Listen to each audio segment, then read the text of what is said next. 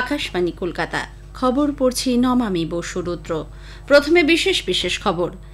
সেনাপ্রধান জেনারেল উপেন্দ্র দ্বিবেদী আজ সকালে শ্রীনগর পৌঁছেছেন। রাজনৈতিক মতামত নির্বিশেষে সব দলই পেহেলগাঁও জঙ্গি হামলায় পরবর্তী পরিস্থিতিতে নিরাপত্তা সংক্রান্ত ক্যাবিনেট কমিটির গৃহীত পদক্ষেপে সমর্থন জানিয়েছে। উত্তর কাশ্মীরের কুপওয়ারা জেলার নওগাঁ এলাকায় বেশ কয়েকটি জায়গা থেকে সীমান্ত রেখা পেরিয়ে পাকিস্তানি সেনাদের অস্ত্রবিরতির লঙ্ঘনের খবর পাওয়া গেছে। প্রবল বৃষ্টি ও ভূমিধসের কারণে উত্তর সিকিমের বিভিন্ন অংশে সহস্রাধিক পর্যটক আটকে পড়েছেন। রাষ্ট্রপতি দ্রৌপদী মুর্মু পোপ ফ্রান্সিসের শেষকৃত্যানুষ্ঠানে যোগ দিতে আজ ভ্যাটিকান রওনা হয়েছেন। বিধাননগর এসএসসি ভবনের সামনে থেকে অবস্থান প্রত্যাহার করে নিয়েছেন চাকরিহারা শিক্ষকরা। ভারতীয় আবহাওয়া দপ্তর 29 এপ্রিল পর্যন্ত উত্তর পশ্চিম ভারতে আগামী 3-4 দিন তাপপ্রবাহের পূর্বাভাস দিয়েছে। আসি বিস্তারিত খবরে। সেনাপ্রধান জেনারেল উপেন্দ্র দ্বিবেদী আজ সকালে শ্রীনগর পৌঁছেছেন। তিনি আজ দক্ষিণ কাশ্মীরের অনন্তনাগ জেলার পেহেলগাঁওয়ে হামলা চালানো বৈশরণ গ্রাম পরিদর্শন করতে পারেন। শ্রীনগরস্থিত সেনাবাহিনীর 15 কোরের জেনারেল অফিস ভারতীয় ভূখণ্ডে জঙ্গি কার্যকলাপের বিরুদ্ধে গৃহীত পদক্ষেপ, সীমান্ত রেখা বরাবর পাকিস্তানি সেনাদের অস্ত্রবিরতি লঙ্ঘনের চেষ্টা এবং সার্বিক নিরাপত্তা পরিস্থিতি নিয়ে সেনাপ্রধানকে অবহিত করে। রাজনৈতিক মতামতের ঊর্ধ্বে গিয়ে সব দলের নেতারাই পেহেলগাঁও জঙ্গি হামলা নিয়ে নিরাপত্তা সংক্রান্ত ক্যাবিনেট কমিটির গৃহীত পদক্ষেপের প্রতি সমর্থন জানিয়েছে। সন্ত্রাসবাদের বিরুদ্ধে লড়াইয়ে সম্ভাব্য সব রকম পদক্ষেপ গ্রহণে তাদের পূর্ণ সমর্থন থাকবে বলেও সরকারকে আশ্বস্ত করেছেন প্রতিটি রাজনৈতিক দলের নেতারা। পেহেলগাঁও জঙ্গি হামলা নিয়ে গতকাল সরকারের ডাকা এক সর্বদলীয় বৈঠকে পৌরোহিত্য করেন প্রতিরক্ষামন্ত্রী রাজনাথ সিং। বৈঠকের পর কেন্দ্রীয় মন্ত্রী কিরেন রিজিজু সাংবাদিকদের বলেন, প্রতিরক্ষামন্ত্রী বৈঠকে উপস্থিত সকলকে পেহেলগাঁওয়ের ঘটনা এবং তারপর ভারত সরকারের গৃহীত পদক্ষেপ সম্পর্কে অবহিত করেছেন। কঠোর ব্যবস্থা গ্রহণে সরকারের সদিচ্ছার কথাও উল্লেখ করেন তিনি। আলোচনা শেষে লোকসভার বিরোধী নেতা কংগ্রেসের রাহুল গান্ধী সাংবাদিকদের বলেন, প্রত্যেকে এই ঘটনার নিন্দা করেছে। সরকারের গৃহীত যে কোনো পদক্ষেপে বিরোধীদের পূর্ণ সমর্থন থাকবে বলেও তিনি উল্লেখ করেন। উত্তর কাশ্মীরের কুপওয়ারা জেলার নওগাঁ এলাকার বেশ কয়েকটি জায়গা থেকে সীমান্ত রেখা পেরিয়ে পাকিস্তানি সেনাদের অস্ত্রবিরতি লঙ্ঘনের খবর পাওয়া যাচ্ছে। জম্মুর রাজৌরি এবং পুঞ্চ জেলাতেও অস্ত্রবিরতি লঙ্ঘন করেছে পাক সেনারা। ছোট আগ্নেয়াস্ত্র দিয়ে পাক সেনারা যে গুলিবর্ষণ শুরু করেছে তার যোগ্য জবাব দিচ্ছে ভারতীয় সেনাবাহিনী। এখনও পর্যন্ত হতাহতের কোনো খবর নেই, বিস্তারিত কিছু জানা যায়নি। অন্যদিকে পেহেলগাঁও হামলার সঙ্গে জড়িত থাকার অভিযোগে অনন্তনাগ জেলার বিজবেহেরায় 2 জঙ্গির বাড়ি ধ্বংস করে দেওয়া হয়েছে। গতকাল গভীর রাতে লস্কর-ই তৈয়বার জঙ্গি আসিফ শেখের বাড়িতে বিস্ফোরণ ঘটানো হয়। অন্যদিকে আরেক জঙ্গি আদিল হোসেনের বাড়িও গুঁড়িয়ে দেওয়া হয়েছে। আদিল 2018 সালে আটারি ওয়াঘা সীমান্ত পেরিয়ে পাকিস্তানে গিয়েছিল। গত বছর সে জম্মু ফিরে আসে। কাশ্মীরে জঙ্গি হামলার প্রেক্ষিতে দিল্লির বেশ কিছু এলাকায় আজ বন্ধ ডেকেছে ব্যবসায়ী সংগঠন। 900-র বেশি দোকানপাট বন্ধ। পেহেলগাঁওয়ে সন্ত্রাসবাদী হামলায় নিহতদের প্রতি শ্রদ্ধা জানাতে দিল্লি জুড়ে বিভিন্ন বাজার বন্ধ রয়েছে। Confederation of all India traders CAIT জানিয়েছে, কোনো প্রতিবাদ হিসেবে নয়, সরকারের পাশে দাঁড়াতেই তাদের এই কর্মসূচি। শোকের এই সময়ে আক্রান্তদের পরিবার পরিজনদের প্রতি সহমর্মিতা জানাতে আজ সকালে চাঁদনি চক থেকে লালকেল্লা পর্যন্ত মৌন মিছিলের ডাক দেওয়া হয়। সংগঠনের পক্ষ থেকে এই কর্মসূচি সুষ্ঠু ও নির্বিঘ্ন রাখতে প্রশাসনের কাছে আবেদন জানানো হয়েছে। কাশ্মীরে সন্ত্রাসবাদী হামলার ঘটনার প্রেক্ষিতে পিছিয়ে গেছে সাফ অ্যাথলেটিক্স চ্যাম্পিয়নশিপ। এই প্রতিযোগিতায় ভারতের পাশাপাশি শ্রীলঙ্কা, বাংলাদেশ, নেপাল, ভুটান ও পাকিস্তানের খেলোয়াড়দের অংশ নেওয়ার কথা ছিল। কাশ্মীরের ঘটনার পর কেন্দ্রীয় সরকার ঘোষণা করেছে, এই মুহূর্তে পাকিস্তানের কাউকেই ভারতের ভিসা দেওয়া হবে না।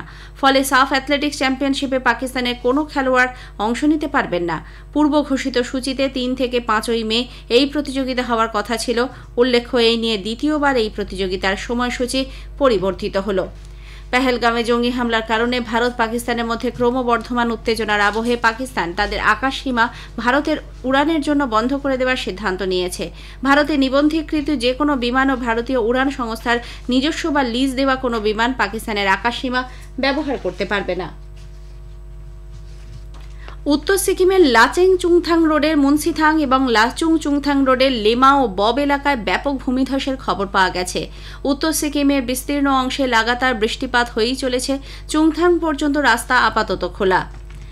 তারপর বন্ধ রয়েছে, তবে প্রবল বৃষ্টির কারণে রাতে গাড়ি চলাচল সম্ভব হচ্ছে না। এদিকে এই পরিস্থিতির প্রেক্ষিতে আজ উত্তর সিকিম যাবার কোনো অনুমতি দেওয়া হয়নি। আগে থেকে ইস্যু করা পারমিটও বাতিল করা হয়েছে। পর্যটকদের এ ব্যাপারে অবগত করার জন্য ট্যুর অপারেটরদের নির্দেশ দিয়েছে প্রশাসন। মাংগানে জেলাশাসক আনন্দ জৈন আকাশবাণীর সংবাদদাতাকে জানিয়েছেন, চুংথাং থেকে গ্যাংটকের রাস্তা খোলা থাকায় যারা গতকাল লাচুং বা লাচেন গেছেন তারা গ্যাংটক ফিরে আসতে পারবেন। যুদ্ধকালীন তৎপরতায় রাস্তা সারাইয়ের কাজ চলছে। বিকল্প রাস্তা তৈরির কাজও শুরু হয়েছে। বিকল্প পথ ধরে আজকের মধ্যেই আটকে পড়া পর্যটকদের ফিরিয়ে আনা সম্ভব হবে বলে আশা করা হচ্ছে। এদিকে প্রবল বৃষ্টি ও ভূমিধসের কারণে উত্তর সিকিমের বিভিন্ন অংশে সহস্রাধিক পর্যটক আটকে পড়েছেন। পুলিশ জানিয়েছে, চুংথাং গুরুদ্বারা এবং আইটিবিপি ক্যাম্পে পর্যটকদের প্রায় 200টি গাড়ি আটকে রয়েছে। একটানা বৃষ্টিতে প্লাবন পরিস্থিতির সৃষ্টি হয়েছে উত্তর সিকিমে। ভারতীয় আবহাওয়া দপ্তর আইএমডি আগামী দুদিন সেখানে অতি ভারী বৃষ্টির লাল সতর্কতা জারি করেছে। প্রধানমন্ত্রী নরেন্দ্র মোদী আগামী রবিবার 27 এপ্রিল আকাশবাণীতে মন কি বাত অনুষ্ঠানে তাঁর চিন্তাভাবনা সকলের সঙ্গে ভাগ করে নেবেন। এটি হবে মন কি বাতের 121তম পর্ব। আকাশবাণী ও দূরদর্শনের সবকটি প্রচার তরঙ্গ এবং www.newsonair.com ওয়েবসাইট ও মোবাইল অ্যাপেও বেলা 11টা থেকে মন কি বাত শোনা যাবে।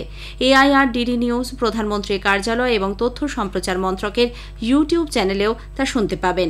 হিন্দি ভাষায় সম্প্রচারের ঠিক পরেই আঞ্চলিক ভাষায় মন কি বাত সম্প্রচারিত হবে। ওই দিন রাত 8টায় আঞ্চলিক ভাষার তর্জমা পুনঃপ্রচারিত হবে। এ খবর আপনারা শুনছেন আকাশবাণী কলকাতা কেন্দ্র থেকে।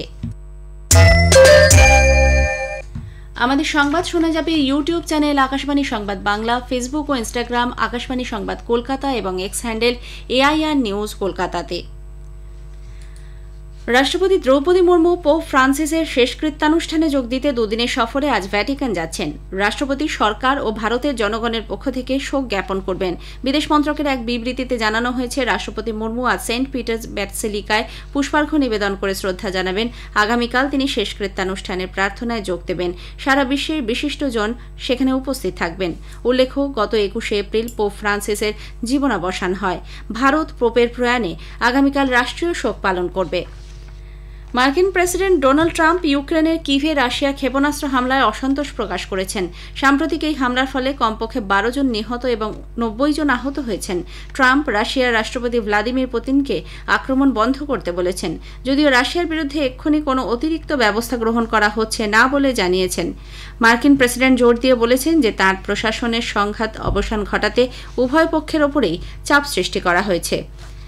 মুম্বাই সন্ত্রাস হামলার মূল চক্রী তাহাউর রানার পরিবারের সঙ্গে কথা বলার আর্জি খারিজ করেছে দিল্লি আদালত। আদালতে শুনানি চলাকালীন জাতীয় তদন্তকারী সংস্থা তথা এনআইএ তাহাউর রানার এই আবেদনের বিরোধিতা করে। আজ বিশ্ব ম্যালেরিয়া প্রতিরোধ দিবস। ম্যালেরিয়া রোগ এবং এর প্রতিরোধ প্রতিকারমূলক ব্যবস্থার বিষয়ে সচেতনতা গড়ে তুলতে দিনটি পালিত হয়। এবছর ম্যালেরিয়া প্রতিরোধ দিবসের মূল ভাবনা, আমরাই করব ম্যালেরিয়া নির্মূল, নব উদ্যমে, নব বিনিয়োগ ও নবচিন্তায়। বিধাননগরে এসএসসি ভবনের সামনে থেকে অবস্থান প্রত্যাহার করে নিয়েছেন চাকরিহারা শিক্ষকরা। গত সোমবার থেকে এসএসসি ভবনের সামনে ধর্নায় বসেছিলেন তারা। আজ যোগ্য শিক্ষক অধিকার মঞ্চের তরফে মেহবুব মণ্ডল জানিয়েছেন, আপাতত এসএসসি ভবনের সামনে থেকে অবস্থান তুলে নিয়ে তারা শহীদ মিনার চত্বরে ধর্নায় বসবেন। সুপ্রিম কোর্টের রায় পুনর্বিবেচনার আর্জি জানানো হবে, সেই কারণেই আইনি কাজের সুবিধার্থে এই সিদ্ধান্ত। মালদার তৃণমূল কংগ্রেস নেতা বাবলা সরকার খুনের ঘটনায় অন্যতম অভিযুক্ত কৃষ্ণ রজককে পুলিশ বিহার থেকে গ্রেপ্তার করেছে। আজই তাকে মালদা জেলা আদালতে তোলা হচ্ছে। উল্লেখ্য, চলতি বছরের 2রা জানুয়ারি ওই তৃণমূল কংগ্রেস নেতা খুনের পর মালদা জেলা পুলিশ দুই অভিযুক্ত কৃষ্ণ রজক ও বাবলু রজকের খোঁজে 2 লক্ষ টাকা পুরস্কার ঘোষণা করেছিল। এই খুনের ঘটনায় এ পর্যন্ত মোট 8 জনকে গ্রেপ্তার করা হলো।